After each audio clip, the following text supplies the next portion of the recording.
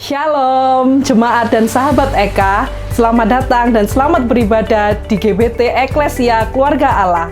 Berikut informasi yang perlu kami sampaikan terkait jadwal ibadah dalam 1 minggu ke depan. Ibadah raya setiap hari Minggu dilaksanakan pukul 8 pagi.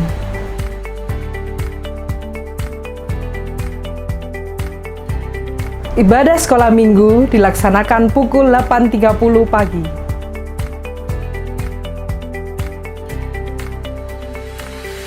Kami mengundang jemaat Tuhan yang rindu mendalami firman Tuhan untuk menghadiri ibadah Dopafis, doa pendalaman Alkitab dan penajaman visi, dilaksanakan hari Jumat pukul 5 sore.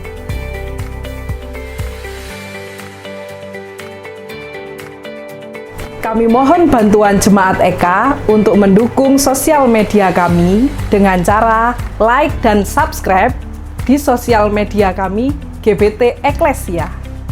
Demi kenyamanan bersama, kami mohon seluruh jemaat Eka untuk mematikan atau memposisikan ponsel dalam keadaan silent.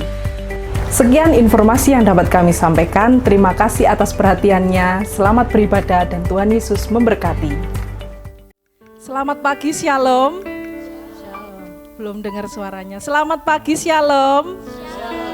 Boleh lambaikan tangan buat kemuliaan nama Tuhan. Pada pagi hari ini kita boleh berkumpul bersama-sama di bulan yang terakhir.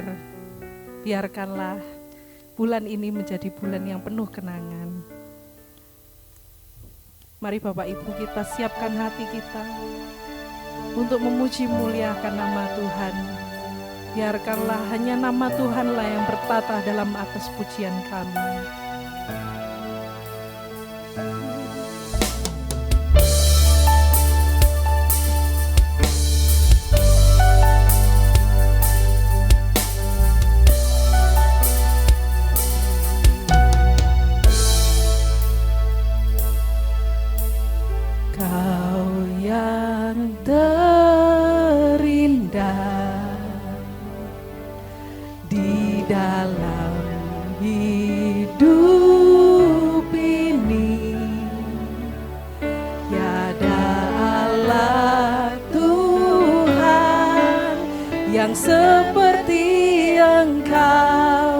Besar perkasa, penuh kemuliaan.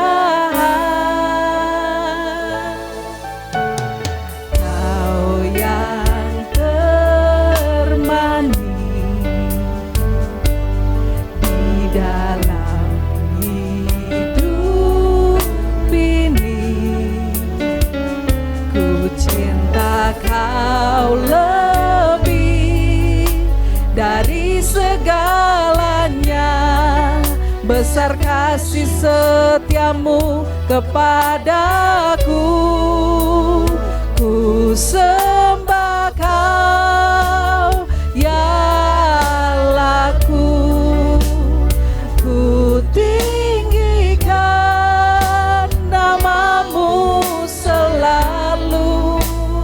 Tiada lutut tak bertelut menyembah Yesus Tuhan Rajaku. Ku sembah kau ya Allahku.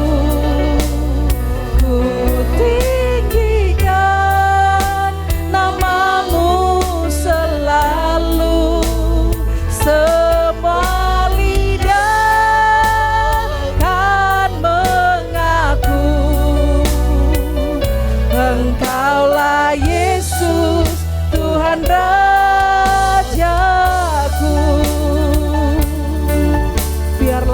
Tuhan yang menjadi pujian. Biarkanlah Engkau Tuhan bertata di atas pujian kami.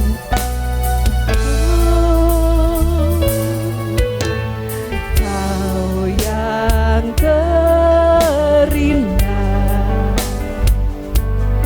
di dalam hidup ini, tiadalah Tuhan yang seperti Engkau, besar perkasa penuh kemuliaan. Kau yang termanis di dalam hidup ini, ku cinta Kau lebih dari segalanya. Besar kasih setiamu kepadaku, ku sembah Kau. Saya undang Bapak Ibu untuk bangkit berdiri. Ku tinggikan namamu selalu, tiada lutut tak berteluh, menyembah Yesus Tuhan Rajaku. Ku sembah Kau ya Allahku, ku tinggikan namamu selalu, namamu selalu. Semua lidah akan mengaku,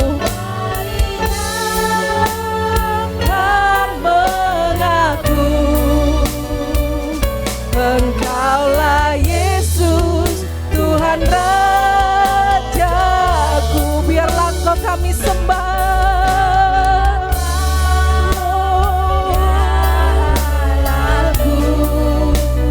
Ku tinggikan namamu selalu, tiada lutut tak berteluh, menyembah Yesus Tuhan Rajaku.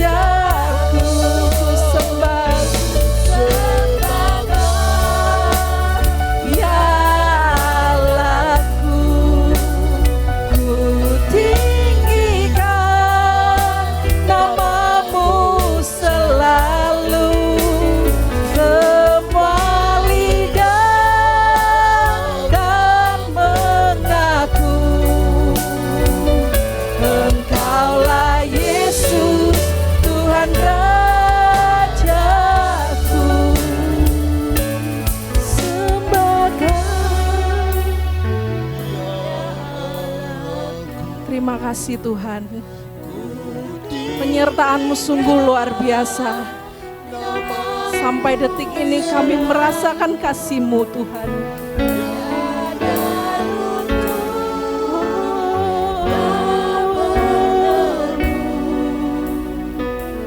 Menyembah Yesus Tuhan Rajaku, ku sembah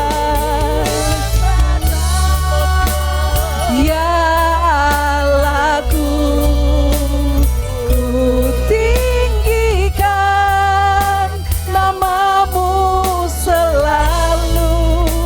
Semua lidah akan mengaku, Engkaulah Yesus Tuhan Rajaku. Engkaulah Yesus Tuhan Rajaku. Engkaulah Yesus Tuhan Rajaku.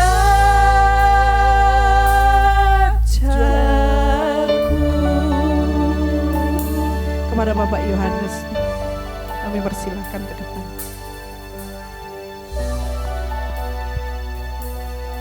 Sama-sama ke hadapan hadirat-Mu Bapa, Kami Tuhan menyembah Engkau, kami meninggikan nama-Mu, karena Engkaulah Tuhan sumber kekuatan kami. Kami sadar bahwa kekuatan kami datangnya hanya dari Tuhan. Itu sebab Tuhan pagi hari ini, oh Tuhan, kami rindu makin dekat kepadamu, dan kami boleh mengerti isi hati-Mu bagi kami, sehingga kami boleh dengan sukacita memuji, memuliakan dan membesarkan nama-Mu. Terima kami boleh mendengar isi hati-Mu bagi kami. Terima kasih Bapa, terima kasih. Kami menyerahkan saudara kami yang masih dalam perjalanan. Tuhan, tolong lindungi sertai mereka. Dan saudara kami yang saat ini, oh Tuhan, ada banyak kesulitan, Tuhan juga menyertai mereka sehingga mereka boleh mengikuti secara online. Terima kasih Bapa,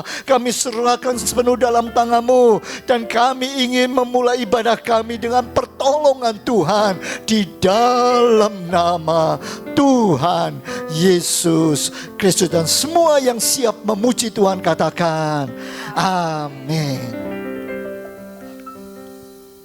Masih semangat muji Tuhan? Sekalipun langit itu tinggi, sekalipun lautan itu dalam, sekalipun pelangi itu indah, tapi kasih Tuhan tetap sangat indah.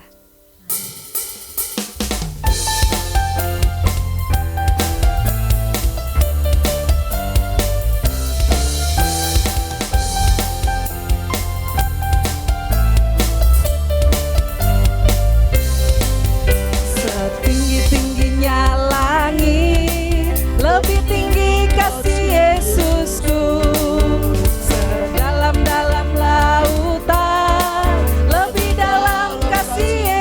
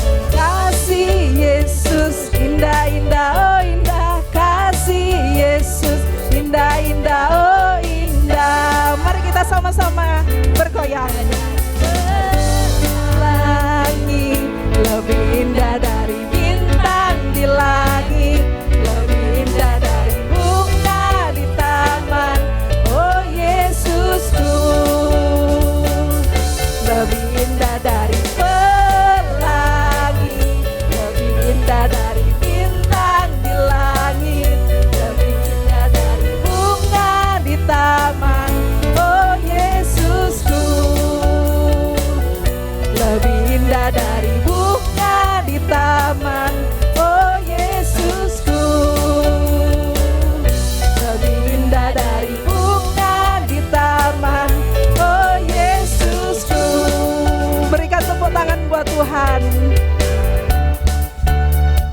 Silakan duduk Bapak Ibu.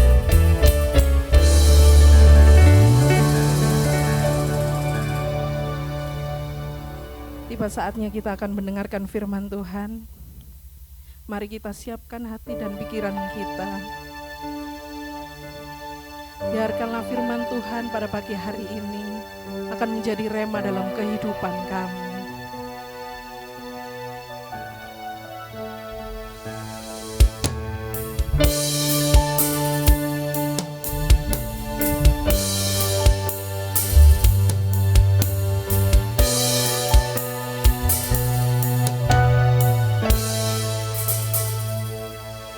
Hidupku menggenapi firman-Mu,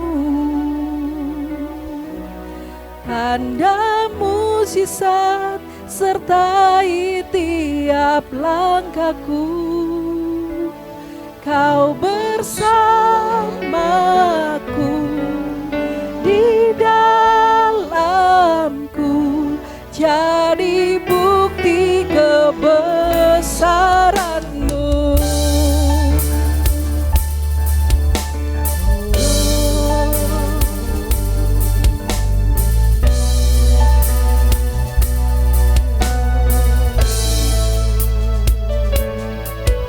Tuhan, Kau sempurna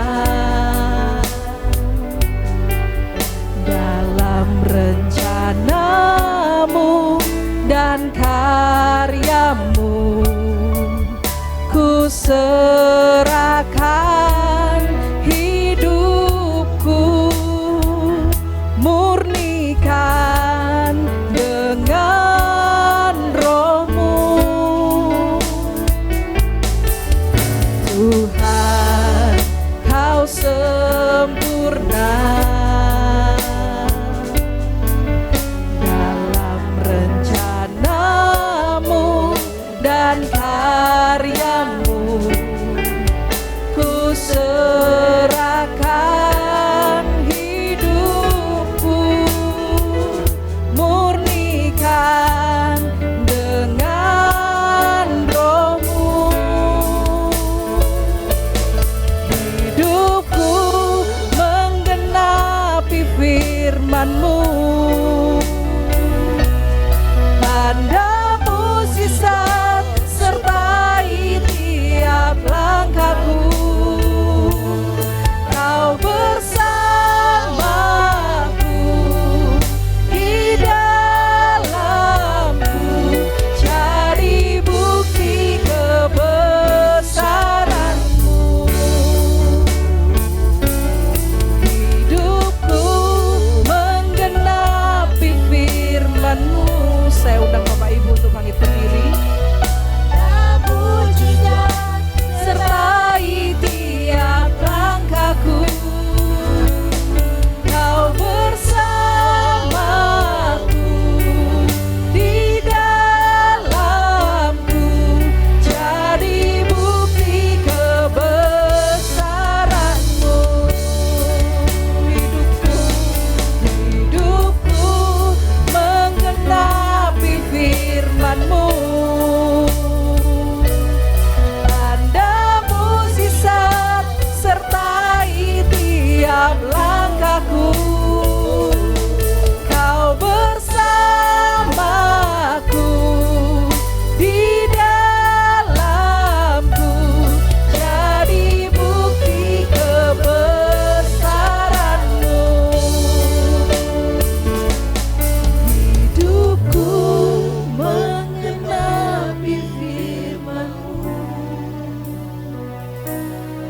tanda mukjizat sertai tiap langkahku. Engkau bersama kami, Tuhan. Bersamaku di dalamku, jadi bukti kebesaran-Mu. Hidupku menggenapi firman-Mu, tanda mukjizat sertai tiap langkahku.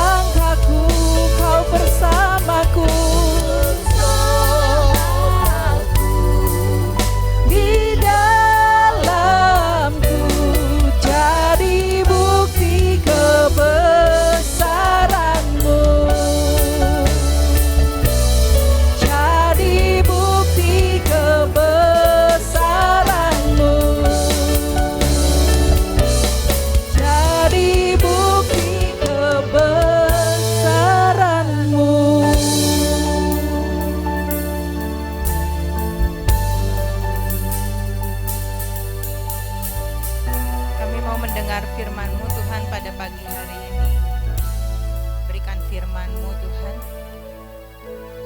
Berikan kami hati seperti tanah yang subur,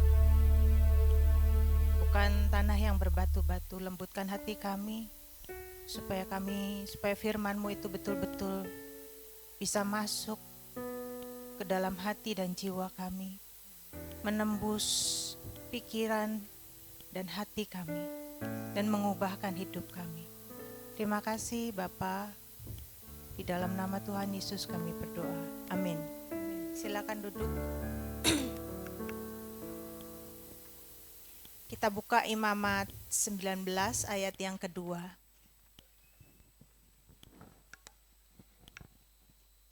Ini ayat yang pendek. Itu juga ada dikutip oleh 1 Petrus 1. Tapi kita buka dulu di Imamat 19 ayat yang kedua.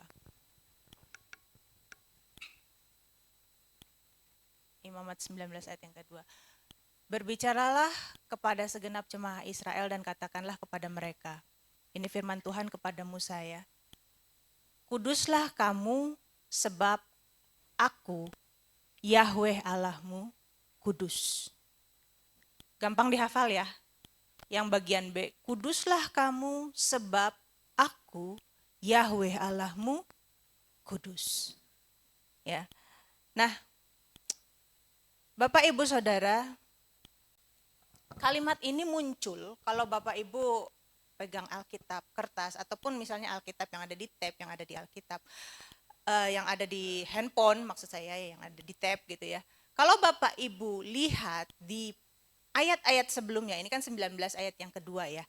Kalau Bapak Ibu lihat di pasal 18 atau di pasal 19 ayat yang seterusnya, ayat yang ketiga, ayat yang keempat, itu adalah rangkaian perintah-perintah Tuhan. Rangkaian perintah-perintah Tuhan, dan di dalamnya termasuk 10 hukum. Kalau Bapak Ibu lihat, kalau Bapak Ibu perhatikan. Jadi kalimat ini muncul di tengah-tengah. Kan zaman dulu waktu para penulis Alkitab seperti Musa itu menuliskan gitu ya. Itu kan nggak ada ya, kayak zaman sekarang itu sudah Imamat 1 pasal 1 titik, terus Musa nulis 2 titik, ini bunyinya 3 titik, kan enggak. Tapi kan suatu kesinambungan. Cuma kemudian waktu Alkitab ini kemudian dicetak, ya ditulis kemarin ya sama orang-orang yang masa kini sekarang supaya memudahkan. Karena Alkitab ini kan tebal, supaya memudahkan kita buka sama-sama yang mana. Nah, dikasih 1 pasal 1, pasal 2, ayat 1, ayat 2 dan seterusnya. Jadi, waktu Alkitab ini ditulis oleh Musa, itu enggak ada pasal-pasal ayat-ayat. Jadi ini suatu kesinambungan. Nah, kalau di situ dikatakan kuduslah kamu sebab aku kudus, itu ada di tengah-tengah perintah. Baik pasal 18 maupun pasal 19-nya. Itu ada muncul di tengah-tengah perintah. Jadi ini adalah suatu kalimat perintah, Bapak Ibu. Kuduslah kamu sebab aku kudus. Memang itu kata benda, kudus, harus kudus itu kata benda. Tapi bukan sebuah keadaan. Misalnya gini, bukan otomatis maksudnya. Misalnya, ya Allah, ya Yahweh, Allah Israel, kudus memang keberadaannya. Selama-lamanya kudus, betul. Dan kemudian Allah mengikat perjanjian dengan orang Israel. Dan karena Israel menjadi milik Allah, maka Allah mau miliknya itu juga kudus. Jadi ini bukan otomatis. Misalnya begini. Kalau bapaknya itu dokter, anaknya itu biasanya punya bakat ngerti hal-hal yang biologi. Senang hal-hal yang biologi, entah itu nanti suatu saat ya kalau kuliah tertariknya tuh atau sekolah gitu ya, tertariknya tuh dengan hal-hal yang biologi. Tapi apakah si anak ini otomatis jadi dokter? Enggak. Bisa jadi misalnya dia adalah seorang ahli botani. Ya, ahli genetik untuk menciptakan stroberi yang segede kepalan tangan misalnya. Bisa jadi sama-sama bakatnya di biologi. Tapi bisa jadi dia dokter. Kalau bapaknya misalnya dokter ahli spesialis jantung. Anaknya mungkin sekolah kedokteran ahli dokter kandungan misalnya. Bisa kan? Bisa. Apakah anaknya otomatis langsung lahir, langsung jadi dokter? Enggak. Perlu sekolah juga. Oh, bapak saya dokter. Oh, bapak saya misalnya kayak Pak Yohanes pemimpin di satu universitas, otomatis gitu lulus? Belum tentu. Kalau anaknya mabal terus, nggak pernah kuliah, nggak pernah bikin tugas, skripsi nggak dikerjain, tugas akhir koas juga nggak dikerjain, males-malesan, lulus gitu? Kagak. Dan yang namanya koas itu ya, yang saya dengar dokter-dokter itu, wah kayak diploncok katanya, suruh jaga malam lah, apalah segala macam kayak gitu kan. Setengah mati prosesnya. Nah, begitu juga ini dikatakan di sini, Allah yang adalah kudus mengikat perjanjian dengan orang Israel. Karena aku kudus, maka kamu setelah menjadi milikku, kamu pun harus menjadi kudus. Dan itu di tengah-tengah rangkaian perintah. Jadi Tuhan menunjukkan gimana caranya mesti kudus. Ada perintah, ya ini itu menghormati orang tua, tidak boleh ada berhala, tidak boleh berdusta, dan seterusnya dan seterusnya. Itu dilakukan semua, maka kamu menjadi seperti aku. Jadi kekudusan itu tidak otomatis terjadi. Kadang orang itu takut ya dengar, kuduslah kamu. Mana mungkin Bu, mana mungkin, kita mah manusia biasa darah dan daging. Mana mungkin kudus. Bapak Ibu, Tuhan gak nuntut kita jadi instan. Ini memang gak otomatis. Ini adalah suatu proses. Masalahnya adalah kita mau gak? Dari situ dulu, mau gak kita? Banyak yang gak mau, sudah belum dikerjakan, sudah bilang gak mungkin. Nah itu, hati-hati. Lah, ini bukan otomatis instan loh. Kita mah mungkinnya nanti kudusnya kalau udah di sorga. Bukan gitu. Bapak Ibu, gini ya, kalau kita ini ya, fisik ini punya karakteristik kan, fisik kita ini ya. Ada yang pendek, gendut, ada kan ya. Ada yang tinggi, kurus kayak batang lidi gitu kan, ada ya. Ada yang tinggi tapi besar badannya ya, besar, ototnya segedang-gedang gitu kayak aderai gitu ya, ada kan? Itu terjadi apa otomatis? Aderai itu terjadi apa otomatis gitu, segedang-gedang tangannya gitu, segede pepaya tangannya gitu. Apa otomatis? Enggak loh. Dia bilang dari umur 14 tahun dia fitness. Makanya badannya segede gitu. Kalau dari umur 14 tahun sampai 30 tahun dia mager terus, bisa nggak segede gitu? Nggak bisa. Tubuh kita ini ada karakteristiknya ya, ada bentuknya ya. Dan itu apa yang kita makan, apa yang kita perbuat gitu kan. Kita mau olahraga. Apakah kita ngerokok? Kalau kita ngerokok ya bengek ya. Mau naik gunung ke Ijen juga nggak bisa, nggak nyampe. Saya pernah sesak napas maksudnya, bukan bengek ya. Saya pernah naik ke Gunung Ijen, satu itu teman saya itu perokok berat. Baru berapa ratus meter gitu jalan. Udah kenapa?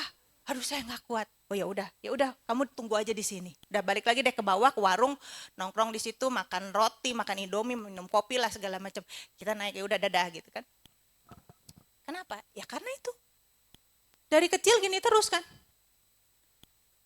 Nah, kalau kita nggak hidup sehat, kalau nanti tua, badan kita keropos, tulang kita encok gitu ya.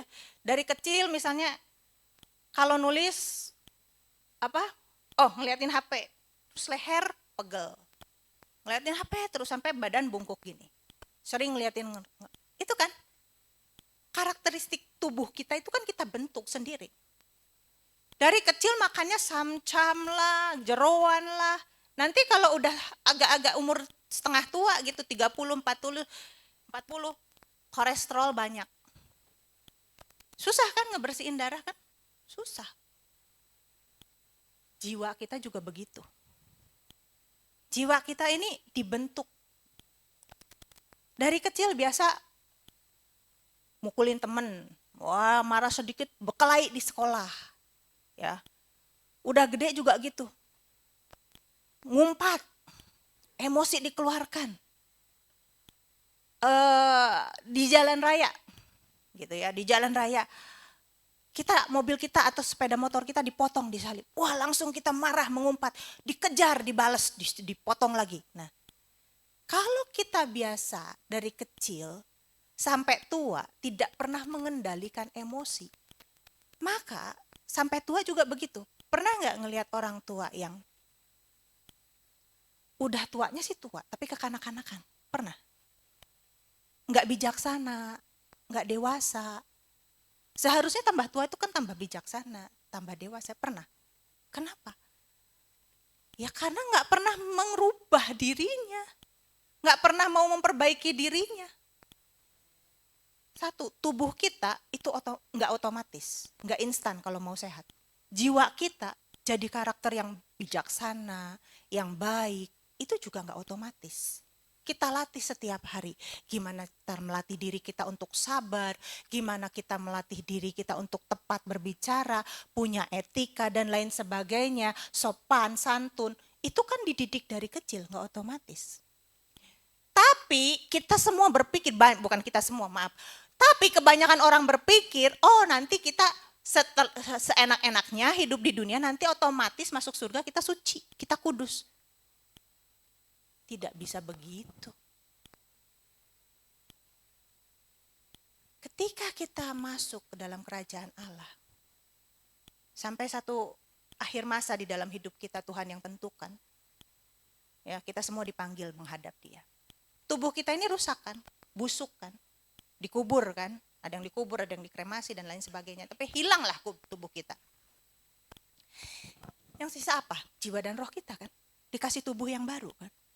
Nah jiwa yang sudah rusak ini dikasih tubuh yang baru, tinggal mau dikemanakan? Tinggal tubuh yang baru itu mau dibuang ke neraka selama-lamanya atau masuk ke dalam kerajaan Allah. Itu pilihan kita sejak sekarang, Bapak Ibu. Jadi ini gak otomatis. Kuduslah kamu, sebab aku kudus itu bukan suatu hal yang otomatis terjadi. Kita perjuangkan itu adalah suatu proses dari sejak dunia ini. Mau nggak kita? Sedangkan tadi saya katakan, sifat-sifat kita, badan kita aja, kita proses. Maka tidak mungkin sesuatu yang kekekalan itu otomatis terjadi. Nah, karena yang namanya proses, Bapak Ibu, yang namanya proses, harus ada yang namanya progres. Jadi jangan katakan gini, ya memang saya masih seperti ini, kan namanya juga proses. Betul, kita semua masih dalam proses. Tapi tetap harus ada progres. Kalau kita sekolah, baru masuk TK, baru masuk kelas 1 SD, 1 tambah 1 berapa? Ya, that's simple. 1 tambah 1, 2 gitu kan ya. That's simple. 11 kali 11 berapa? Yaitu ya 1, 2, 1. That's simple gitu kan. Itu kalau udah SD. Tapi SMP yang gak that simple juga kayak begitu, enggak, lebih rumit. Udah belajar sinus kosinus gitu kan. Udah belajar ruang gitu kan matematikanya. Apalagi nanti kuliahnya arsitek, kuliahnya teknik sipil. Ada progres. Gitu kan. Kita ikut Tuhan. Bapak Ibu sudah menghangatkan kursi di gereja ini sudah berapa tahun? Oh, di gereja ini baru Bu, baru 1 bulan, baru 1 tahun. Iya, tapi di gereja yang lain dulu, di kampung halaman. Udah berapa tahun? Dari sekolah minggu dulu. Udah berapa tahun kita ke gereja? Udah berapa banyak karakter-karakter kita yang dirubah? Ini adalah sebuah panggilan Bapak Ibu. Tuhan memanggil kita. Mau enggak? Nah, itu adalah sebuah ikatan perjanjian Tuhan menawarkan. Yang namanya perjanjian, itu kan 2 belah pihak. Betul enggak? Jual beli rumah, jual beli mobil, kredit mobil, ada perjanjiannya semua. Ya kan? Masuk sekolah juga ada perjanjian. Kalau ujian nasional nggak lulus ya nggak bisa lulus. Kalau PR nggak pernah dikerjakan ya nilainya jelek, nggak lulus gitu kan. Semuanya ada perjanjian dalam hidup kita itu. Contoh-contoh, ya kan? Dalam jual beli rumah kita cuma DP. Dikasih DP aja, kita kasih DP. Oke, nanti misalnya dalam 1 tahun saya cicil 12 kali, tapi nggak pernah dicicil. Perjanjiannya batal nggak? Batal, walaupun udah kasih DP. Perjanjian itu mengikat kedua belah pihak kan, pembeli dan penjual. Kalau penjualnya misalnya, ternyata ada yang nawar lebih besar nih, saya kasih aja sama orang lain. Kan nggak bisa begitu, nggak bisa seenaknya. Baik pembeli ataupun penjual, nggak bisa seenak-enaknya. Bisa dituntut tuh, kalau dia jual ke orang lain bisa dituntut tuh si penjual. Harus ganti rugi lebih besar. Perjanjian itu mengikat kedua belah pihak. Nah, Allah yang Maha Kudus mau mengikatkan diri dengan umat. Dan dia katakan, kamu menjadi harta kesayanganku. Kamu menjadi umatku yang kudus, milikku, istimewa. Tapi karena aku kudus, karena Allah kudus, kamu pun harus kudus. Ketika kita menikah, ya kan? Ketika kita menikah contohnya. Dua-duanya itu harus saling mencintai. Dua-duanya itu terkhususkan untuk satu dengan yang lain. Boleh nggak setelah menikah punya pacar lagi? Boleh? Nggak bisa, itu hubungan yang eksklusif. Demikian juga di sini. Hubungan yang eksklusif antara Yahweh dan umat. Kuduslah kamu sebab aku kudus. Dan itu adalah sebuah panggilan. Itu adalah sebuah perintah. Itu bukan terjadi otomatis. Itu adalah sebuah proses. Mau atau enggak, kita mengikuti prosesnya. Yang kedua, ya, jadi itu adalah sebuah perintah. Nah, yang kedua, kata kudus, arti kata kudus. Kita lihat 1 Petrus 1 ayat 16, 17, 18. 1 Petrus 1 ayat 16, 17, dan 18. Sudah keluar? Saya tunggu ya.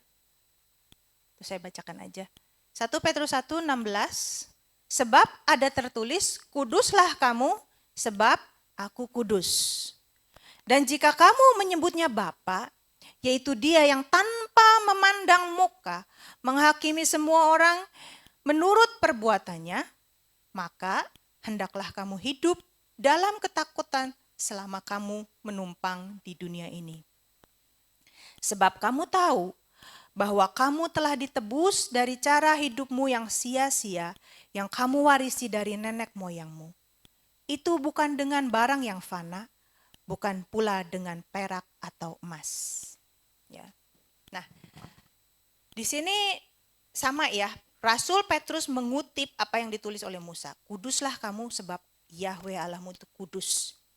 Nah, di ayat 18 perhatikan, sebab kamu tahu bahwa kamu telah ditebus dari cara hidupmu yang sia-sia yang kamu warisi dari nenek moyang. Kita punya cara hidup, kita punya budaya. Kata kudus artinya bukan sekedar suci, bukan sekedar tidak bercacat cela, bukan sekedar murni, bukan hanya itu, ya memang itu artinya. Tapi bukan hanya itu saja. Kata kudus artinya adalah dipisahkan, terpisah, didedikasikan. Itu juga artinya kata kudus itu. Misalnya gini, bait suci itu kudus untuk Tuhan. Bait suci itu nggak boleh dipakai yang lain. Ya, tentu bait suci zaman dulu berbeda dengan zaman sekarang ya. Misalnya gereja itu bisa nyewa suatu gedung di hotel, misalnya bisa kan ya gitu ya. Atau misalnya di sini nanti kapan-kapan hari biasa gitu ya, dipakai misalnya persekutuan atau ucapan syukur ulang tahun bisa gitu ya. Tapi pada saat itu bait suci itu nggak boleh dipakai yang lain, khusus untuk ibadah umat. Itu misalnya ya, kudus, bait suci itu kudus untuk Tuhan. Ya. Yang kedua misalnya imam zaman dulu, zamannya Harun, itu kudus. Khusus untuk melayani Yahweh. Nggak boleh jadi petani, peternak nggak boleh. Tentu di zaman perjanjian baru berbeda, misalnya Paulus menjadi pembuat tenda. Tapi di zaman perjanjian lama, kudus itu betul-betul terpisah.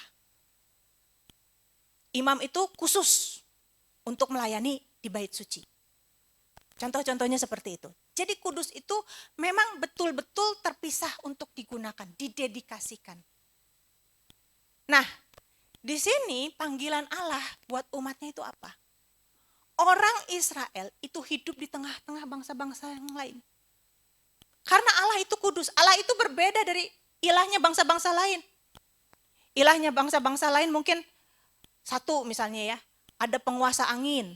Satu lagi ada penguasa pertanian. Satu lagi ada penguasa lautan. Jadi kalau mau berlayar ke laut, berdoanya sama dewa yang ini. Kalau mau hasil panennya bagus, berdoanya sama dewa yang itu. Misalnya seperti itu. Tapi Yahweh itu berbeda. Dia adalah pencipta, dia adalah penguasa segalanya.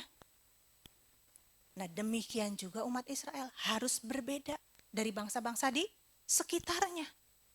Harus berbeda. Bedanya gimana? Jadi orang baik? Enggak. Bangsa-bangsa sekitarnya juga orang yang baik-baik banyak. Yang baik-baik banyak. Contoh misalnya. Misalnya Imam Midian namanya Yitro. Itu dia memberi nasihat kepada Musa. Dan Musa mendengarkan. Contoh misalnya. Ada Fir'aun yang jahat, ada Fir'aun yang baik. Fir'aun yang jahat itu Fir'aun zaman Musa. Fir'aun yang baik itu zamannya Abraham. Dia lihat Sarah cantik. Ini siapa? Ini adik saya, kata Abraham gitu.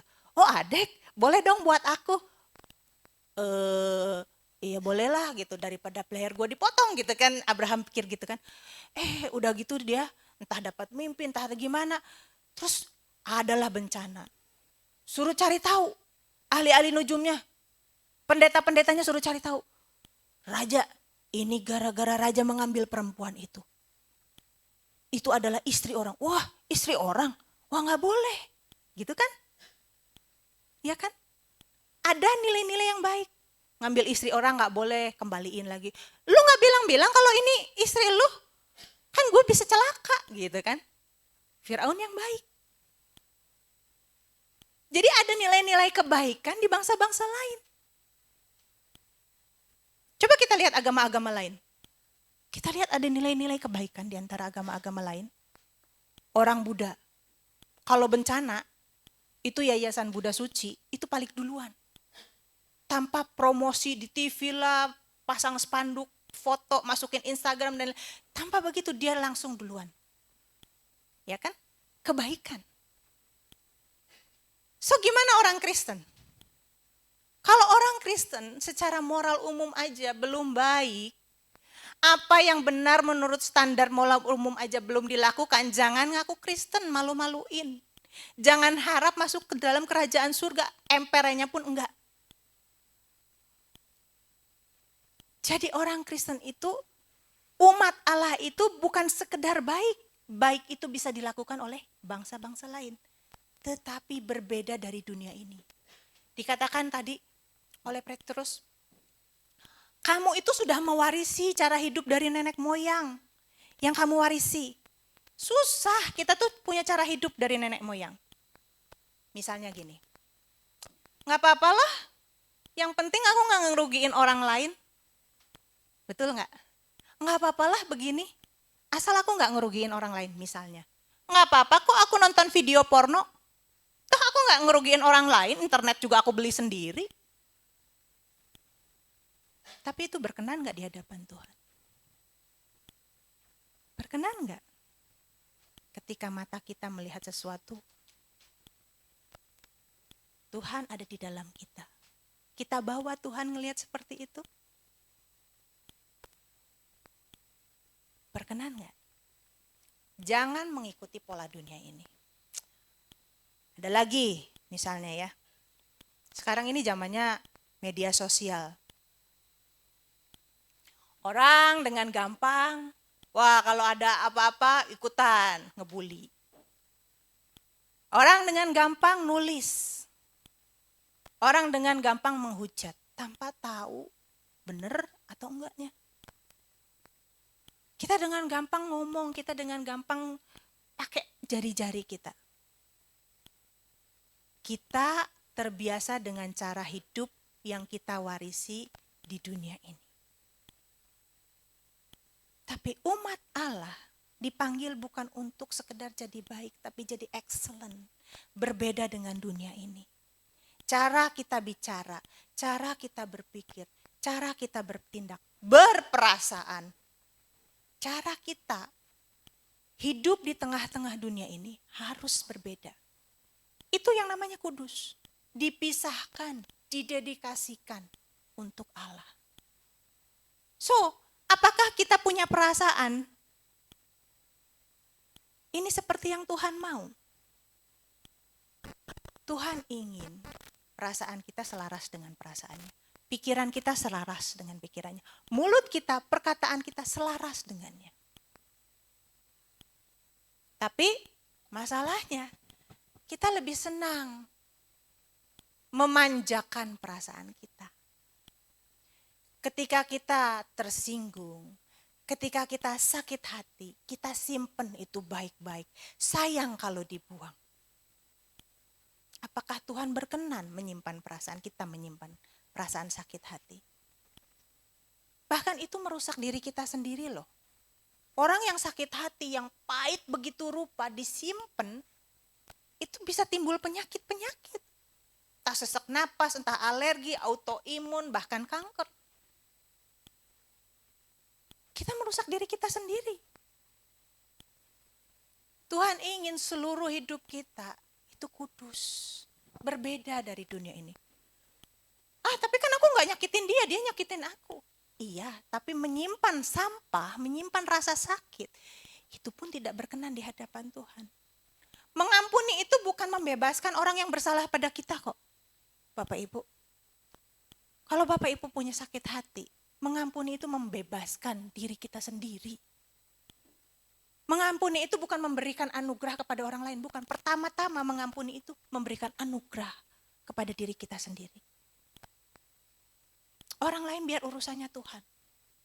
Orang lain masih jahat ataupun sudah baik, itu urusannya Tuhan. Kalau dia masih jahat, biarlah Tuhan yang berurusan dengan dia. Tapi mengampuni, urusan kita lah dengan Tuhan. Mengampuni itu membebaskan kita. Kita gak bawa-bawa sampah lagi, kita gak bawa-bawa beban lagi. Dan itu yang Tuhan ingin dalam hidup kita.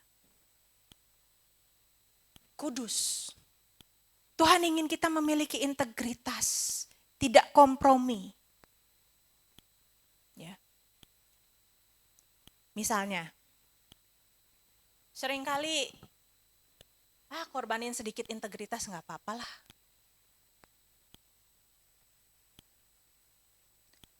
Beberapa kali ya, contoh ya. Kemarin itu, saya itu beli di Shopee itu 2 kilo madu. Nah, itu saya lihat di aplikasi saya masih dikirim. Padahal saya udah terima, tapi saya nggak tahu gimana ini caranya. Karena kalau biasanya sudah selesai itu ada tulisan sudah selesai, tinggal diklik gitu kan, terus tinggal kasih review gitu kan, kayak gitu.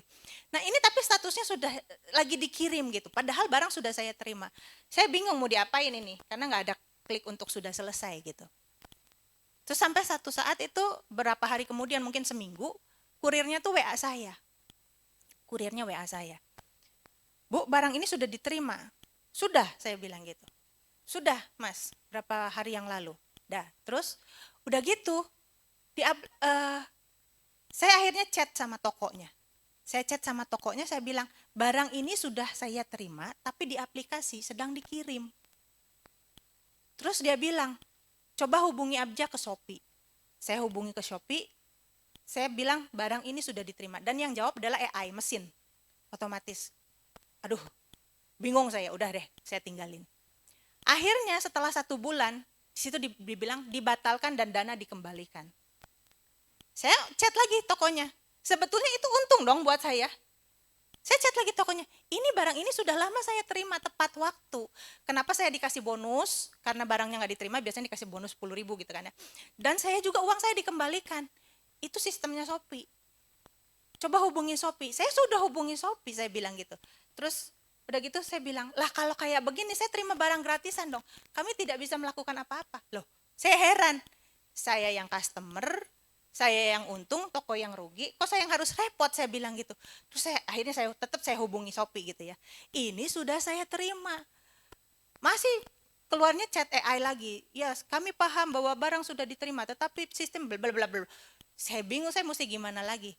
Gitu. Itu hal kecil yang namanya integritas. Artinya saya nggak enak kok makan makanan yang saya nggak bayar gitu. Saya nggak enak. Hal-hal dimulai dari hal-hal yang kecil kekudusan itu Bapak Ibu. Bukan hal-hal yang besar dulu, hal yang kecil. Bagaimana kita satu memperlakukan media sosial yang sering kita pegang nih. Ada video-video yang nggak berkenan, singkirkan. Berapa jam kita pegang handphone, berapa jam kita scroll, berapa jam kita mau berdoa membaca Alkitab. Coba kalau itu menghabiskan waktu kita pasang timer. Udah cukup. Kadang saya pasang timer kok untuk ini di HP saya. Sudah Instagram sudah melebihi limit waktu. Akhirnya mati sendiri. Pasang timer supaya kita tuh nggak habis dengan hal-hal yang nggak berguna buat kita. Ya. Nah, kudus itu artinya adalah terpisah, didedikasikan. Jadi bukan sekedar baik, tapi tepat. Mau nggak kita seperti itu? Sudah belum kita seperti itu? Dalam pikiran. Pernah nggak ketika kita mau tidur itu kan kita berdoa ya. Tuhan, lindungi keluargaku, anakku, suamiku, berkati pekerjaanku, sekolahku, dan seterusnya. Bahkan kita ada list gitu ya, kita perlu mobil baru lah, segala macam. Kita punya list. Tapi pernah nggak sebelum tidur kita merenung? Terus kita berdoa, Bapak sehari ini, adakah perkataanku yang aku ucapkan terhadap sesamaku yang tidak berkenan di hadapan Engkau? Ketika kita mau tidur itu kita jangan berdoa, Tuhan kirimkan pasukan malaikatmu di depan, di belakang, di kiri, di kanan, di atas, di bawah. Satu malaikat yang paling kurus aja menghabisi anak sulung Mesir. Kita minta pasukan satu di atas, satu di bawah. Itu malaikat kumpul semua. Ngapain lu di sini? Nggak tahu tuh orang gila itu tuh yang manggil tuh. Di atap rumah itu malaikat pada kumpul semua. Satu malaikat yang paling kurus menghabisi seluruh anak sulung Mesir. Kalau kita hidup benar, nggak usah kita minta-minta. Tuhan pasti lindungi, Tuhan pasti jagai. Nggak usah kita takut sama setan. Setan kita lewat aja setan lihat kita. Setan yang takut seharusnya. Ketika kita hidup benar, ada Roh Kudus di dalam kita. Kita lewat setan yang hibrid, bukan kita yang hibrid. Ya kan? Tapi kan kebanyakan dari kita gitu ya, malam-malam lewat kuburan. Jangankan lewat kuburan, mau masuk kamar mandi aja bisa ditemenin. Malam-malam di kos-kosan, ya kan? Kamar mandinya rada jauh gitu. Temenin yuk sampai depan yuk. Gitu. Ketika kita berdoa pada malam hari, kita tanya sama Tuhan. Tuhan, adakah perenungan hatiku yang gak berkenan di hadapan? Adakah pikiranku di hari ini yang gak berkenan, yang menyakiti hatimu? Adakah sikapku terhadap sesamaku manusia yang gak berkenan di hadapan? Introspeksi. Dan kita minta ampun kalau ada, kalau Tuhan, iya itu loh tadi kamu bentak mamamu itu loh tadi. Iya mamamu cerewet, tapi kamu bentak itu aku gak berkenan loh. Kita minta ampun. Dan berjanji Tuhan, tolong saya, besok saya gak akan mau gini lagi. Tolong saya berubah. Berjanji niat untuk berubah. Ya, kita introspeksi ya setiap hari supaya kita menjadi umat yang kudus. Jangan ikuti pola dunia ini. Pola dunia ini bukan berarti yang jahat, bukan. Yang jahat mah memang benar, gak usah diikutin. Udah jelas kalau jadi orang Kristen jangan jadi jahat. Standar moral umum itu harus diikuti dulu. Tapi bukan sekedar itu. Tapi punya pola budaya kerajaan surga. Tidak mengikuti pola budaya dunia ini. Gak apa-apa, nyolong sedikit aja. Gak apa-apa, kan bukan salah saya. Itu saya dapat barang gratisan. Kan bukan salah saya. Enggak loh, saya usahakan supaya toko tahu, supaya dia bisa menuntut Shopee nanti, gitu kan. Bukan nggak apa-apa kok. Pokoknya gua nggak ngerugiin orang lain. Iya, tapi apakah itu berkenan nggak di hadapan Tuhan? Menyakiti hati Tuhan nggak? Menyenangkan hati Tuhan nggak? Seharusnya menjadi umat Allah itu menjadi umat yang berkenan kepada Tuhan. Menjadi umat yang menyenangkan hatinya. Nah, yang ketiga. Tadi yang pertama, kudus itu suatu perintah. Harus dikerjakan. Yang kedua, kudus itu artinya dipisahkan, didedikasikan. Ya, terpisah dari dunia ini. Yang ketiga, yang terakhir. Apa konsekuensinya jika kita tidak mau hidup kudus?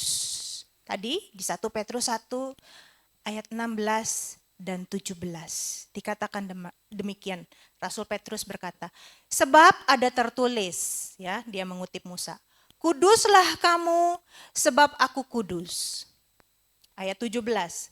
Dan jika kamu menyebutnya Bapa, yaitu Dia yang tanpa menghakimi semua orang menurut perbuatannya, maka hendaklah kamu hidup dalam ketakutan selama kamu menumpang di dunia ini. Jika kamu, ini Petrus bilang kepada orang Kristen, kamu menyebutnya Bapa. Orang Islam, orang Buddha, gak nyebut Bapak kan? Enggak kan? Hanya orang Kristen yang nyebut dia Bapak. Kita punya ikatan yang spesial, kita anak-anak Allah. Khusus anak, bukan tetangga, bukan ponakan, gitu kan. Anak itu beda dong, kita memperlakukan anak itu beda ya dengan anak tetangga, dengan ponakan, itu kan beda kan. Istimewa kalau anak. Tapi dikatakan gini, dia tanpa memandang muka, menghakimi semua orang menurut perbuatannya. Tuhan itu gak pandang muka kamu anak atau bukan, kita anak atau bukan. Tuhan tidak pandang muka dalam menghakimi setiap orang, Kristen atau bukan. Dan kita semua akan menghadap tahta pengadilan Tuhan dan kita dihakimi menurut apa? Perbuatan. Bukan menurut perpuluhan, bukan menurut denominasi gereja. Bukan. Bukan menurut, kalau kan katanya kan di agama tetangga sebelah kan ditanya ya, di kubur itu ditanya kan gitu kan. Agamamu apa? Allahmu siapa? Nabimu siapa gitu kan? Kitabmu apa? Oh, checklist benar semua 10, 100, ya silahkan gitu kan. Kita enggak ditanya. Kristen Katolik, gerejanya pakai tepuk tangan atau enggak? Gerejanya yang pakai bahasa roh apa enggak? Udah bisa bahasa roh? Oh, belum bisa. Oh, belum bisa sebelah sini, yang bisa sebelah sini. Enggak. Tapi kita dihakimi menurut apa? Perbuatan. Artinya karakter kita. Karena karakter itu kan yang menghasilkan perbuatan, sifat itu kan yang menghasilkan perbuatan. Kalau jiwa kita masih pemarah, ya akhirnya kita marah-marah. Kalau jiwa kita masih sembrono, ya kita sembrono di jalan, sembrono, ngomong sembrono, suka-suka gue, kayak gitu kan. Kita semua dihakimi menurut perbuatan dan Tuhan tidak memandang muka. Tuhan, aku punya kartu anggota. Ini loh gereja loh. Aku di GBTEK loh Pak. Tuhan, ini loh kartu anggotanya. Enggak pandang muka. Dia akan menghakimi. Kita harus mempertanggungjawabkan hidup kita itu yang Tuhan beri selama 70-80 tahun di dunia ini. Kita pertanggungjawabkan di hadapan Tuhan. Tuhan sudah kasih waktu. Kita mau berubah enggak? Kita mau berproses enggak di dalam kekudusannya? Tuhan sudah kasih anugerahnya. Kita sudah melewati pandemi. Dan beberapa orang kita lihat, orang-orang yang kita kenal banyak, yang tidak bisa lewat di situ. Ada yang muda, ada yang tua. Jadi kalau kita bisa lolos di pandemi itu, entah berapa puluh juta jiwa, itu gak lolos pandemi kan. Gak pandang usia kan. Kalau kita bisa lolos, sekarang sudah lega. Itu berarti Tuhan kasih kesempatan. Masih kasih kesempatan buat kita. Itu sekedar satu peringatan. Bahwa hidup kita ini sebetulnya rapuh di jalan gitu ya. Tiba-tiba kita udah jalan bener aja, tiba-tiba orang ngawur jalannya di tol. Tubruk, udah kecelakaan. Hidup kita ini fragile. Kita nggak tahu kapan. Ya tiba-tiba ada pandemi, ya tiba-tiba ada kecelakaan. Lagi enak-enak semua rasanya sehat, tiba-tiba dapat tes loh. Kok kayak gini? Kok terdeteksi CA? Kanker maksudnya. Tiba-tiba semuanya itu kita nggak ada yang pasti hidup kita. Ada yang umur panjang. Ada yang hampir 80 tahun lebih, 90 tahun. Ya kalau kita punya umur panjang berarti Tuhan kasih waktu yang panjang buat kita untuk memperbaiki diri. Dan itu adalah anugerah Tuhan. Tapi bagaimana kita menyikapi? Seperti misalnya gini. Untuk anak-anak yang punya bapaknya kaya, ya punya ibunya kaya gitu ya, orang tuanya kaya. Itu dia bisa pilih kan universitas mana aja, di negara mana aja, di kota mana aja. Dia bisa tinggal klik, tinggal pilih lah. Gak usah mikir. Ya. Tapi buat kita yang menggantungkan diri dengan KIP misalnya kayak gitu kan, ya kita mesti berjuang supaya lulus tes. Udah gitu juga kita mikirin gimana kosnya gitu kan ya. Adik-adik. Buat anak-anaknya orang kaya, itu adalah privilege. Itu adalah keistimewaan. Tapi misalnya anak orang kaya ini bilang, gini, papa kan punya perusahaan, konglomerat lagi papa. Ntar juga kan jatuh-jatuhnya ke saya. Oke lah dibagi 2 sama saudara, bagi 3, misalnya saudaranya 3. Oke lah bagi 3. Saya masih kecepatan sahamnya sepertiganya. Ngapain sekolah tinggi-tinggi di Harvard, walaupun papa mampu bayarin ke sana. Ngapain sekolah tinggi-tinggi, misalnya di BINUS, misalnya di Jakarta, di UPH di Jakarta misalnya. Nggak sampailah ke luar negeri. Atau mau ke luar negeri, ke Australia, ke Monash lah, ke Melbourne lah. Misalnya kayak gitu. Nggak usah lah capek jauh-jauh, di sini aja main game. Itu namanya apa? Menyia-nyiakan anugerah. Kita sudah dipanggil. Tuhan Yesus sudah memberikan teladan. Jejaknya. Ini loh, aku hidup gak buat diriku sendiri. Aku menjadi roti yang terpecah, anggur yang tercurah. Aku hidup supaya aku bisa memberikan hidupku bagimu. Mau gak kita seperti itu? Kita sudah dikasih anugerah. Kayak tadi anak-anak orang kaya tadi. Itu privilege kalau dia bisa milih sekolah seenaknya dia. Itu privilege. Tapi kalau dia bilang, alah gak usah sekolah susah-susah lah, kesana kesini. Ntar juga dapat saham dari papa sepertiga, dapat warisan. Itu namanya dia menyia-nyiakan anugerah. Dan papanya punya hak. Enak aja lu gak mau sekolah, cuma lulusan SMP aja. Bukan saya merendahkan lulusan SMP ya kalau memang gak ada dana. Tapi kalau ada dana terus dia gak mau sekolah, papahnya coret. Gak usah deh, gak usah jadi ahli waris. Bisa loh. Bisa seperti itu. So kita sudah mewarisi gaya hidup dunia ini. Itu ada nempel di daging kita. Yang gampang ngomong, yang sembarangan ngomong, yang sembarangan marah, yang sembarangan dengan perasaan kita nyimpan dendam, nyimpan amarah. Itu sudah ada di sini. Yang sembarangan jarinya begini-begini komentar. Itu sudah ada di dalam daging kita. Warisan dari dunia ini, bentukan dari lingkungan kita, contoh model dari orang-orang di sekitar kita. Tapi panggilan Tuhan, kita hidup kudus. Berbeda dari dunia ini. Dan hati-hati, ada konsekuensinya. Tuhan itu Bapa kita, tapi Dia tidak memandang muka. Dan akan ada penghakiman bagi kita semua. Saya harap Bapak Ibu Saudara bisa meresponi panggilan ini. Saya harap kita semua punya komitmen untuk berproses di dalam panggilan Tuhan ini. Kita tundukkan kepala, kita naikkan pujian.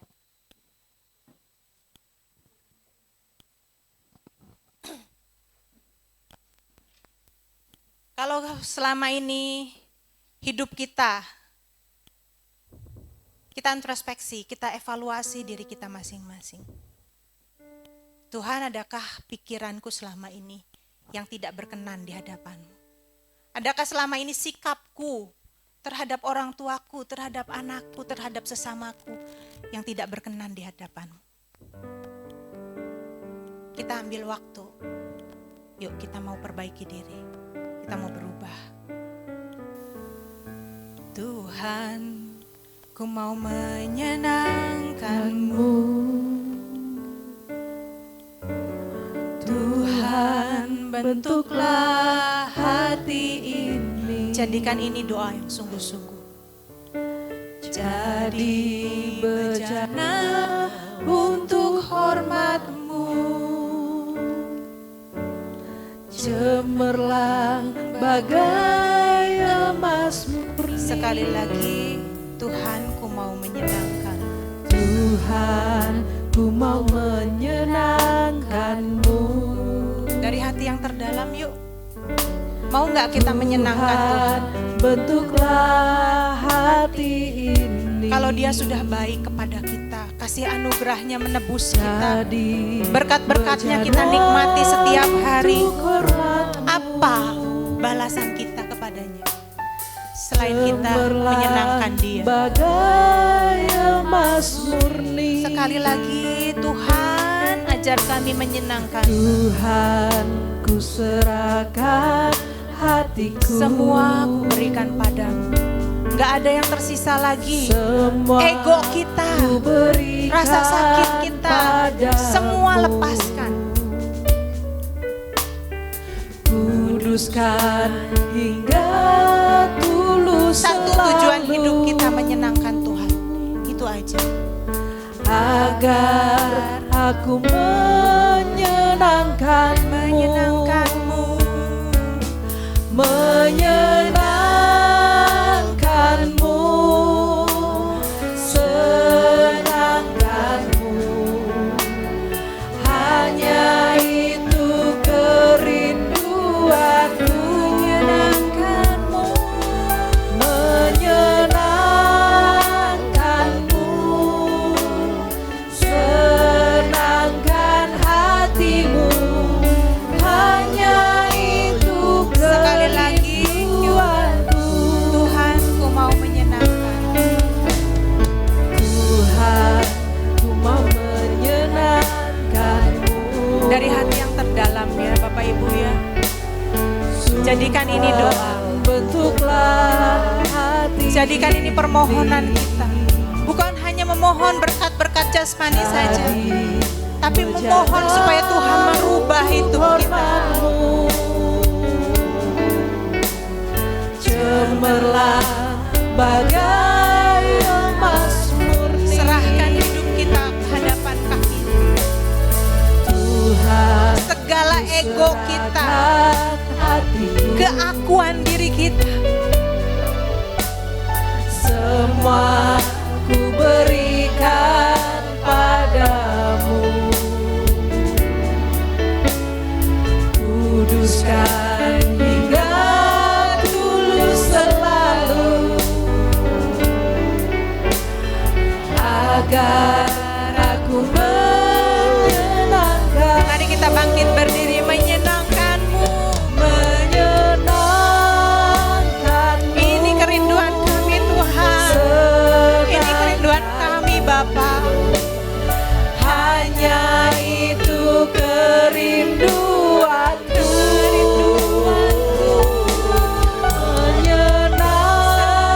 Menyenangkan-Mu, senangkan hati-Mu. Hanya itu kerinduanku.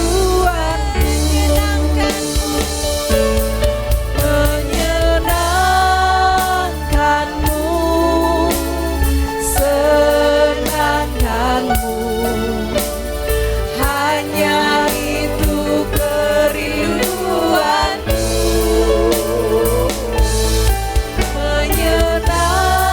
Menyenangkan-Mu, senangkan hati-Mu. Hanya itu kerinduanku. Menyenangkan-Mu dengan lembut. Menyenangkan, Berdoa sungguh-sungguh, Tuhan layakan hidup kami. menyenangkan. Bapa, ajar kami menyenangkan-Mu, berkenan dalam setiap pikiran, perkataan dan sikap hati kami. Menyenangkanmu, senangkan hatimu, hanya itu kerinduanku. Menyenangkanmu. Saya undang Ibu Gembala untuk berdoa.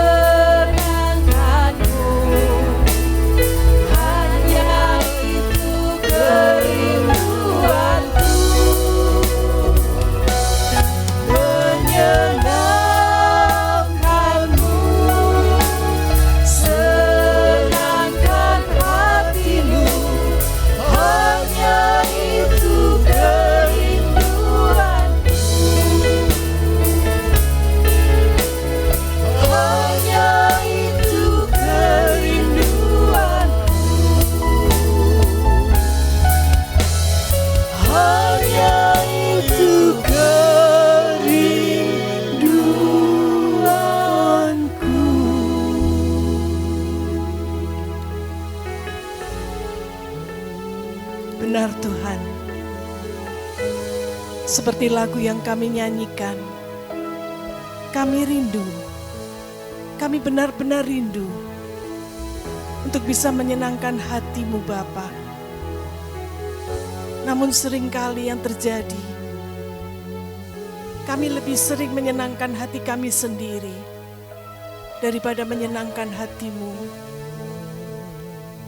Firman-Mu hari ini mengingatkan kepada kami, supaya kami boleh menjadi kudus, sebagaimana Engkau kudus adanya. Itu sebabnya Tuhan kami mohon, kiranya Tuhan memberikan kepada kami kekuatan, kemampuan, kesungguhan hati, tekad, untuk kami boleh menguduskan diri kami, supaya kami boleh menjadi bagian yang terbaik untuk Engkau Tuhan. Kami boleh mendedikasikan hidup kami sekali lagi untuk bisa Engkau pakai menjadi alat yang berguna di tangan-Mu. Bejana tanah liat yang tidak berguna, Tuhan bisa mengubah untuk bisa menjadi bejana yang indah bagi Tuhan. Tuhan, kami rindu Tuhan membentuk hidup kami. Tuhan transformasi hidup kami, sehingga kami boleh menjadi sama seperti Tuhan. Di dalam karakter kami Tuhan, di dalam keinginan, perasaan,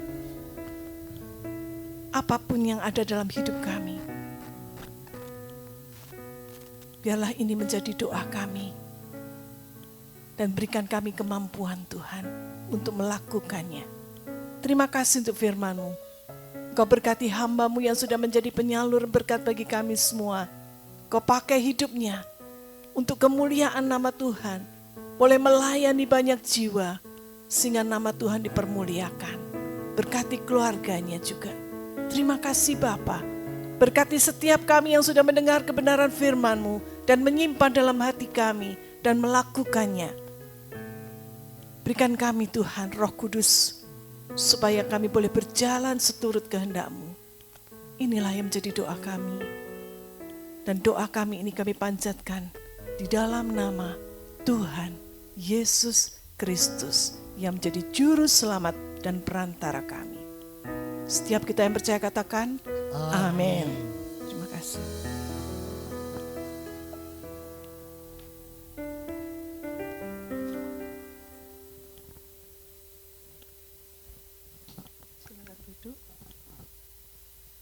Terima kasih kepada hamba-Nya yang sudah menyampaikan firman Tuhan pagi hari ini. Biarlah kita semua hidup dalam kekudusan di hadapan Tuhan. Kita akan mempersiapkan persembahan kepada pelayan, boleh maju ke depan.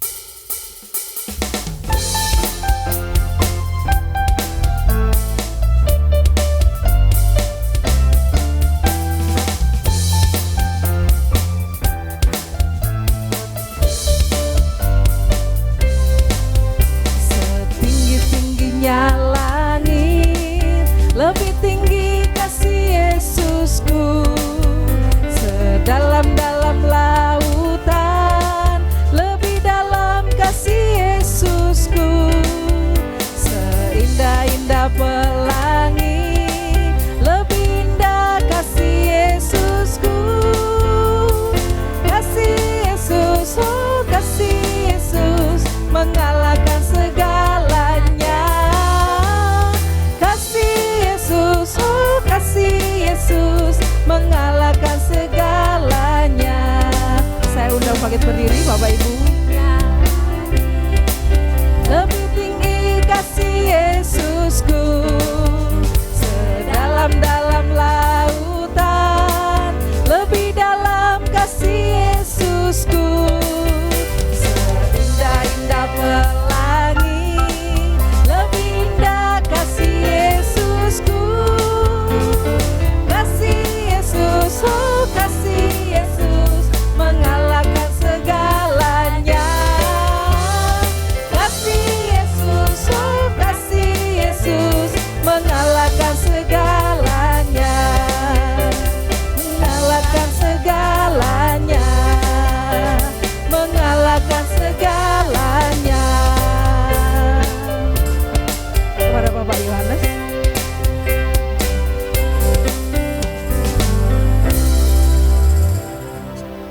Saat ini kami datang kepadamu Bapa. Kami mengucap syukur untuk anugerah dan kemurahan Tuhan. Untuk isi hatimu yang kau sampaikan kepada kami. Terima kasih Tuhan, terima kasih. Kami rindu menyerahkan kehidupan kami sepenuh ke dalam tangan-Mu. Kami tetap melekat pada pokok itu. Dan kami terus dialiri. Dan kami terus memproseskan diri. Untuk terus berada dekat kepada Tuhan. Membersihkan diri kami. Menyucikan diri kami. Menghususkan kehidupan kami untuk-Mu. Itu sebabnya Tuhan pagi hari ini kami membawa kembali diri kami kepadamu. Terimalah persembahan kami sebagai sebuah bau dupa yang harum, yang merupakan penyembahan kami kepadamu. Dan kami ingin dan rindu Tuhan, bahwa kehidupan kami boleh berkenan kepadamu.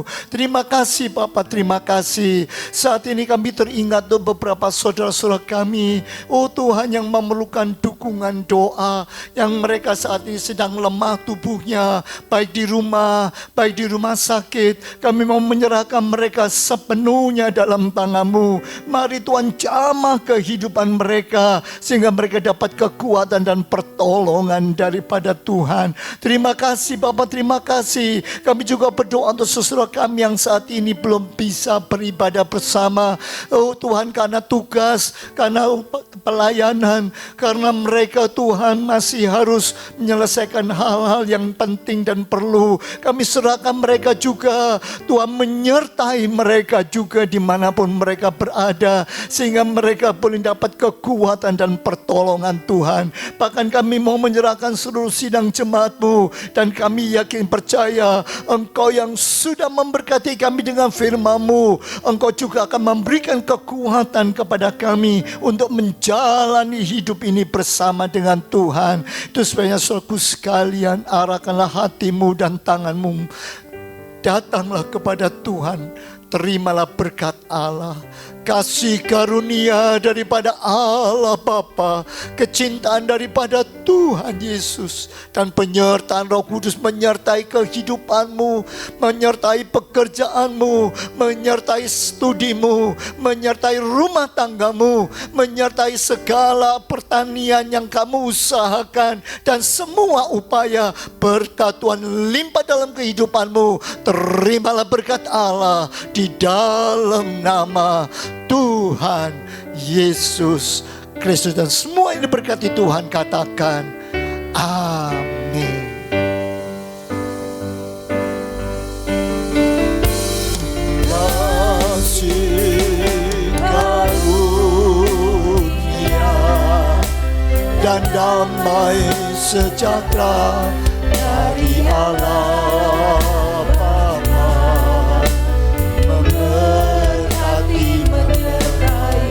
dengan kuasa-Nya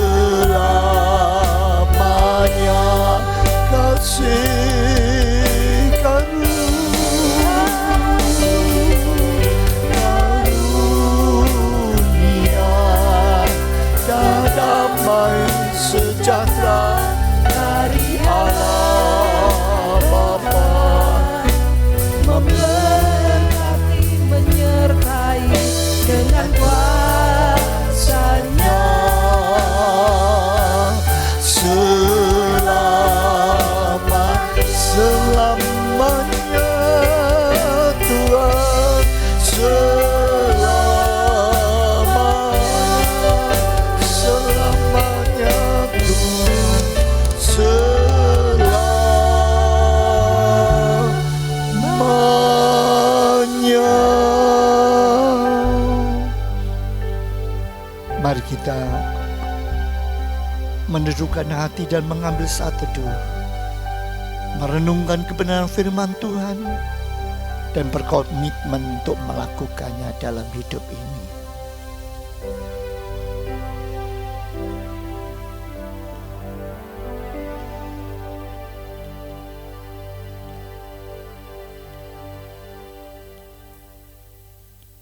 Amin. Silakan duduk kembali.